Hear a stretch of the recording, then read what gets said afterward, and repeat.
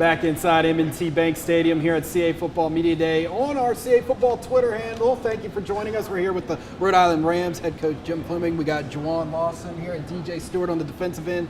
Coach, every year this team continues to build and build and build. It was exciting to watch the Rams last season. Where do you think you are in this building process, and what are the expectations now heading into 2018? Tired of building. We're ready to go ahead and move into the house, and that's my expectation. I mean, I'm sitting around two kids right here that are high-quality individuals, and they represent the rest of the guys who are back home in Kingston that are working. They paid the price. We're talented. It's going to come down to us playing well and coaching well and doing all the little things right, and we'll move into that mansion we've been working on for the last 4 years. Talk a little bit about getting ready, going into camp, and as you build the program, right, like you said, creating that kind of sense of competition and how important that is to have guys, your second and third team guys pushing your first team guys. Well, I wouldn't go as deep as third team. I haven't been around too many of those. And we've got, certainly many positions that do have the depth that's necessary to push one another, and that makes things a lot easier to coach. Anytime you can sit there and tell a kid if you're not doing it right, you can sit down here next to me while the other kid plays. I mean, that is a little bit of a prod and a motivating factor for them. But it's a good group of kids. We've got good depth, we've got good talent, and it really becomes a question of us just becoming, a one heartbeat mentality and one that is willing to do whatever's necessary to bring about a championship. Because as you look at the history of this program, it's been a long time coming. 84 and 85 were the glory days, and we got to get back to that level. JaJuan, tell us a little. I think you have a very interesting story, how you arrived at Rhode Island. Share with us how did you end up? You were at New Mexico, transferred from New Mexico. What led you to go literally from almost one coast all the way over to the other? One thing's for it was crazy. Coach Fleming can tell you everything that it happened literally overnight. I think I told him I was coming 3 or 4 days before camp actually started. So everything happened, and once it happened, I couldn't even tell you exactly how it happened, what happened. It was kind of like put your head down, get your lunch pail out, and just start going to work, because that's all you could do. And for me, it was football. I got a chance to play quarterback where I've always wanted to play. They gave me an opportunity to compete, and as a football player, that's what you're taught to do. You're taught to compete. And so for me, I didn't take it anything but a challenge and just go out there, have fun. And like you said, I went from one coast to one coast, so it's been interesting and it's been fun all in one. I was going to say, it has to be a whirlwind. Like you said, you arrived 3 or 4 days before camp. You were in and out of the lineup in the first half of the season, then you kind of took over as a starting quarterback second half of the season. That just had to be just a mind-blowing season for you. Yeah, had a lot of ups and downs, a lot of whirlwinds, but, it was a lot of fun because the guys we had in the locker room, we were able to come together at the last probably 5 or 6 games and really put together kind of the foundation for where we are today. And so we're all excited for this year. We returned, I think, 16, 17 guys, and we're looking forward to what we can do in the next month or so.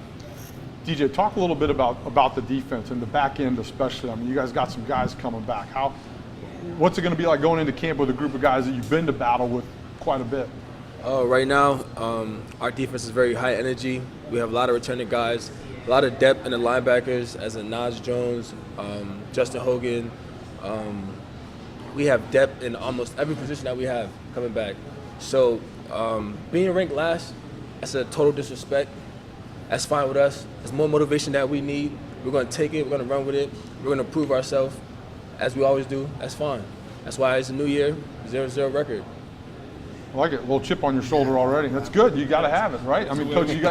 Coach started smiling when you started talking over there. Yeah, we're angry. We're an angry group. We've been paying a significant price here, building the program. We've gone through the trials and tribulations. We've got a talented football team that has a very good look in their eye, and I think that we will be a very competitive football team this year, and we're all in. We're all in to be able to go ahead and chase the CA championship, which our kids all know is the only goal we have in the program, and we have not yet gotten close to that, and this is the year. Continuity on offense. You returned really 3 two-headed monster of wide receivers led by Aaron Parker, who was on the preseason all-conference team. Talk about playing with that group. How much have you guys gelled in the offseason? And a lot of explosive plays last year for this Rams offense. Are we in taste for a little more this season? You know, that's the thing that me and the receivers have, I think, grown the most with. Like I said, I showed up 3-4 days before camp. There was no time to get chemistry. There was no time to build a bond. It was kind of just rip it in and kind of just go. This offseason has been incredible to see guys like AP. Great year last year, but people don't understand what's coming next when he comes out this year. The work he's put in, the work Kyrie's put in, Marv. And then there's guys that people still don't know that are just waiting in the wings. And if people sleep on them, it's going to be a very special year for that core in particular. They're a very talented group from the top to bottom. DJ, you got to see those guys every day in practice. And what's that do for you, that receiving core? Not just for myself, but as a defense, it's great for us because we get to practice with them. We get to learn. We have the top receivers in the CAA. That's what I believe. We have Aaron Parker, Kyrie Denny, Marvin Bouvet. So those guys are very high talented guys. Of course, we got new incoming guys too. Coach Rex, as our defensive coach, he's a great guy. He's stern. He'll make sure the defense is always on point. He keeps us going. He keeps us motivated. Now, speaking of practicing with guys, Brandon over here has been asking the players about their true love for training camp. We know you guys love camp, right? What are your thoughts on training camp, JaJuan? Oh yeah, it's the time of year where everyone loves. You're there 24/7, and you can't beat it. He's a quarterback, though. The training camp's not hard for him, is It's so soft now. You know that. I mean, I look at it, Brandon. I mean, there's no two-a-days. We do a little walk-through, and then we go practice for 2 hours. Come on. I've tried not to say that, but what's it like though for a coach? I mean, those of us that have been around the game for a long time and know kind of I tell my son who's in high school now, go watch the Junction Boys, right? And watch those things about how it used to be. And what's it like for you as a coach to you've had to change a little bit how you do things? I've changed a little bit over the years. It really becomes something that I probably started off as, Bill Parcells was all, going into the Cowboy Super Bowl years ago. They said that they knew they had them beat when the Cowboys took the pads off on a Thursday for a Super Bowl. That's kind of the old school area that I came from. But I mean, I watch these kids. If we really don't need to bang each other to a point where it becomes physically limiting. I mean, we got to understand we got to be able to tackle, we got to be able to block, we got to be able to have a physical nature. But I'm all about, getting a line, get a sign, go ahead and play and look out on the field and see everybody in a knee bend position with the chest over the toes, proud chest, eyes up. Basic fundamental things that from day one, and you're still coaching at the high school level, Pop Warner level. When you see a good football team, those fundamentals are established and they're on film at all times. And if we're able to capture that and be able to play with the discipline necessary to be able to realize our fullest potential, we will be a problem. JaJuan, you guys open up with back-to-back conference opponents.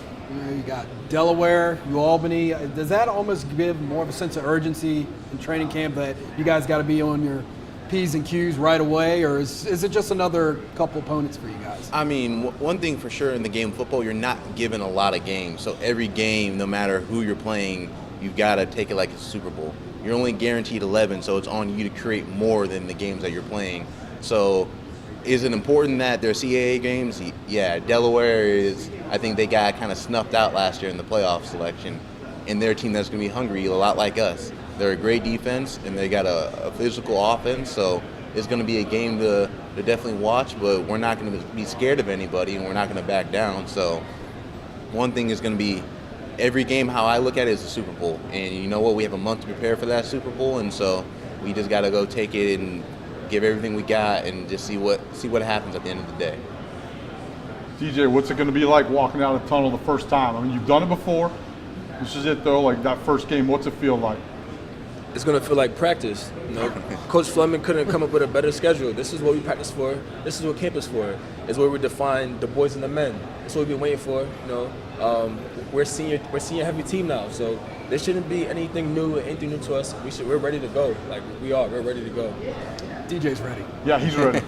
Just look at his eyes. You look at both these guys' eyes, and they represent their teammates very well. They're hungry people. They're well dressed too. Yes, Very they well are. dressed. Thank you. After their coach. Outdressed the host. I got to give it out to DJ on this one. It was his idea. I like it.